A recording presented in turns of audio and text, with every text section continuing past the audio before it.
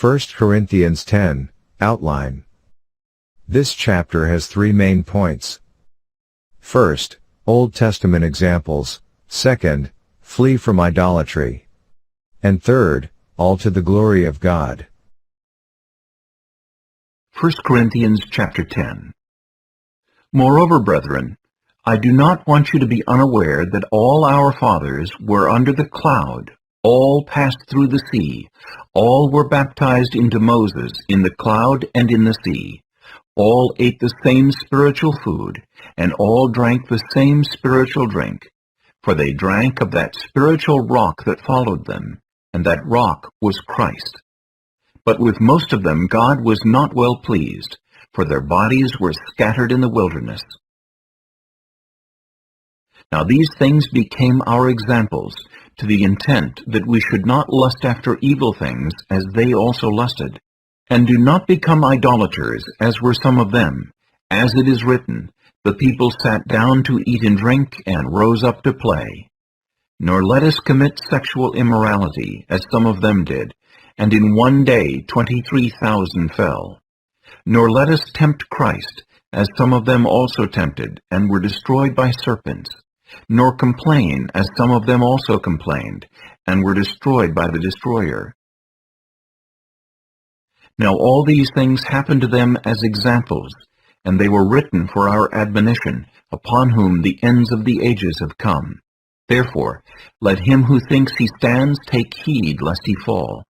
No temptation has overtaken you except such as is common to man. But God is faithful, who will not allow you to be tempted beyond what you are able, but with the temptation will also make the way of escape, that you may be able to bear it. Therefore, my beloved, flee from idolatry. I speak as to wise men. Judge for yourselves what I say. The cup of blessing which we bless, is it not the communion of the blood of Christ? The bread which we break, is it not the communion of the body of Christ? For we, though many, are one bread and one body, for we all partake of that one bread. Observe Israel after the flesh. Are not those who eat of the sacrifices partakers of the altar? What am I saying then?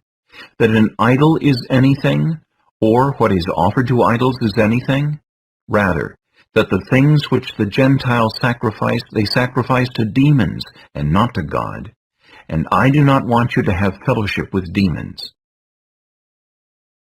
You cannot drink the cup of the Lord and the cup of demons. You cannot partake of the Lord's table and of the table of demons. Or do we provoke the Lord to jealousy? Are we stronger than he?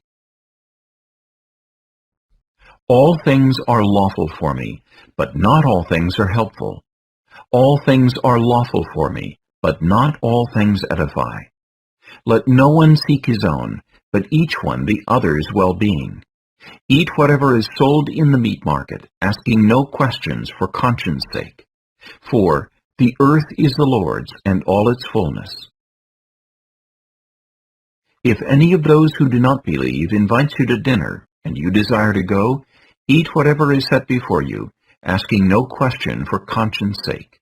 But if anyone says to you, "This was offered to idols," do not eat it for the sake of the one who told you, and for conscience sake, for the earth is the Lord's, and all its fullness. Conscience, I say, not your own, but that of the other. For why is my liberty judged by another man's conscience? But if I partake with thanks, why am I evil spoken of for the food over which I give thanks? Therefore, whether you eat or drink, or whatever you do, do all to the glory of God. Give no offense, either to the Jews or to the Greeks or to the church of God. Just as I also please all men in all things, not seeking my own profit, but the profit of many, that they may be saved.